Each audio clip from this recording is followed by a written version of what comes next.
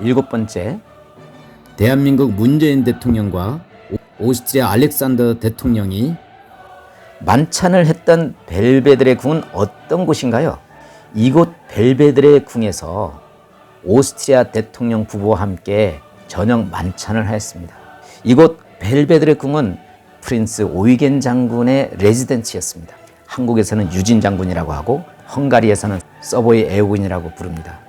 이름 그대로 그는 프랑스 옆에 있는 서보이 공국의 왕자뻘 되는 사람인데 오스트리아 합스부르크 왕실에 와서 장군이 된 사람이에요. 그는 프랑스 왕실에도 생활했고 후에 스페인 왕위 계승전쟁에서 큰 활약을 했었죠. 당시 그는 유럽 독일 왕국과 오스트리아 왕국, 폴란드 왕국과 함께 유럽 캐톨릭 연합군을 창설해서 총사령관이 되었습니다. 헝가리를 150년 지배하고 있는 이슬람권 오스만 투르크군을 몰아내고 헝가리를 해방시킨 인물입니다. 당시 마리아 테레지아가 서보이 에우겐 장군에게 이 벨베데레 궁을 지어줬다는 것은 마리아 테레지아가 얼마나 그를 신뢰하고 오이겐 장군도 얼마나 마리아 테레지아에 충성된 신복인가 말해주고 있죠. 8번째, 벨베데레 궁이 미술관으로 사용하고 있다고 들었는데 그러면 어떤 그림들이 전시되고 있나요? 벨베데레 궁 안에는 세계적으로 유명한 구스타브 클림트, 에곤 슐레, 코코슈카 그림들이 전시되고 있습니다.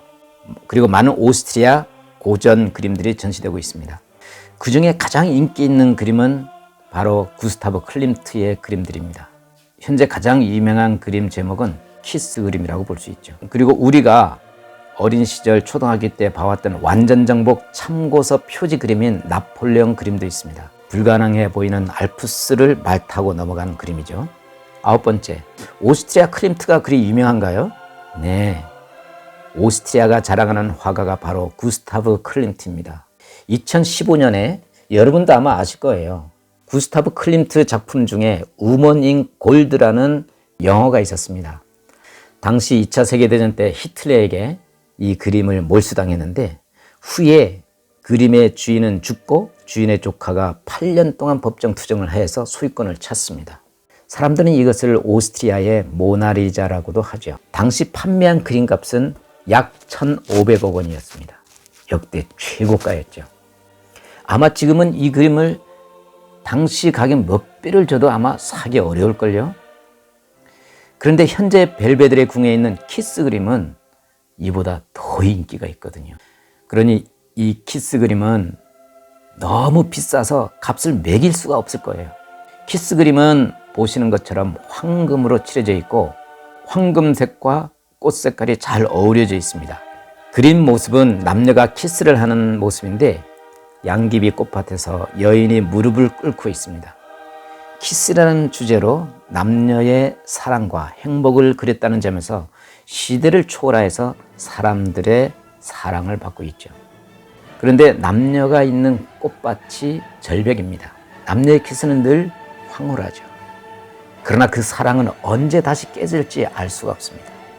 절벽은 아마 그런 긴장감과 황홀감을 다 함께 표현한 것인지도 모르겠어요.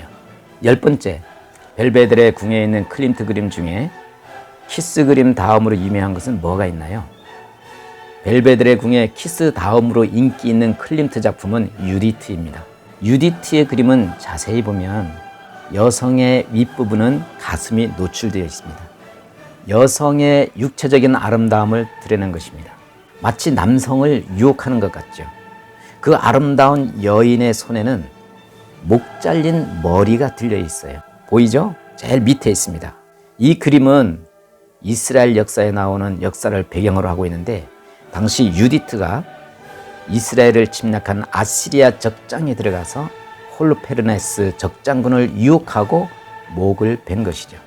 마치 그 한국의 일본 장군을 껴안고 물속에 뛰어들었던 논개 같은 사람입니다.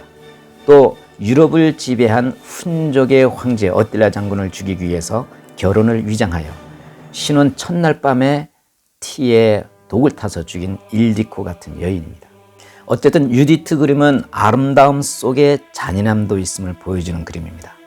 키스 작품과는 완전히 대조적인 그림입니다. 키스 작품 속의 여성은 남자의 품에 안기고 그 남자의 키스를 받아들이고 있는 모습이죠. 그래서 이 여인은 겸손하고 순수하고 아름답게 느껴집니다.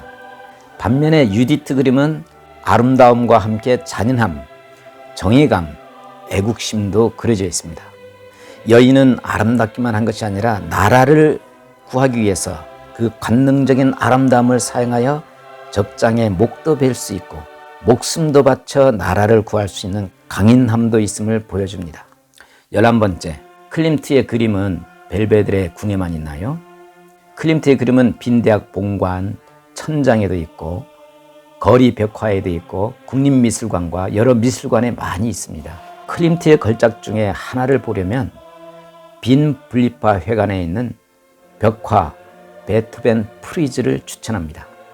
클림트는 베토벤을 예술의 신으로 여겼거든요. 베토벤의 교향곡 9번을 기초로 이 그림을 그렸답니다. 먼저 세계 최고의 걸작 베토벤 교향곡 합창 9번을 들으면서 이 그림을 본다면 더욱 멋진 그림 감상이 될 것이라고 생각합니다. 여기 그림에는 온갖 철학과 신화를 모티브로 하여 그림을 표현했습니다.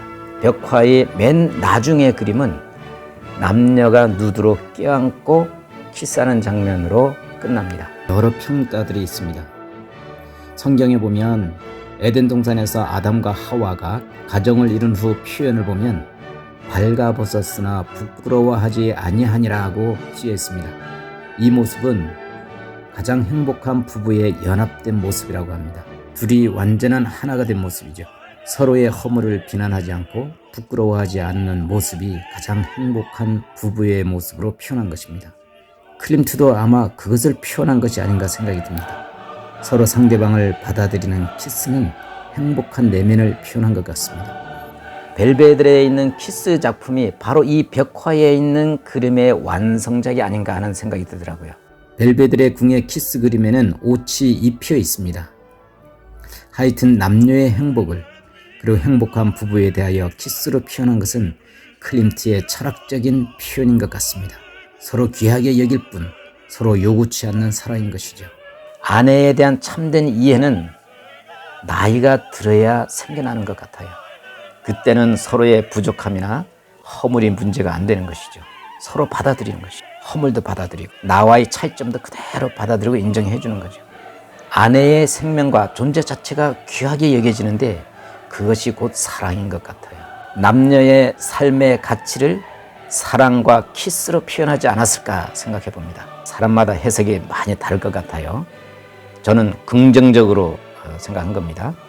하여튼 물질로 사람을 평가하는 시대에 사랑의 메시지를 전하는 키스 그림은 정말 훌륭한 작품인 것 같아요. 삶의 현상이 아닌 삶의 본질을 말하기 때문인 것 같습니다. 12번째, 오스트리아와 한국과의 관련된 유명한 것들은 어떤 것들이 있나요? 가장 먼저 떠오르는 것은 한국 초대 대통령 이승만 부인 프란체스카 여사입니다. 프란체스카 여사는 오스트리아인입니다. 한국에서는 그를 호주댁이라고 불렀대요. 왜냐하면 한국인들이 오스트리아와 오스트레일리아 착각을 한 것이죠.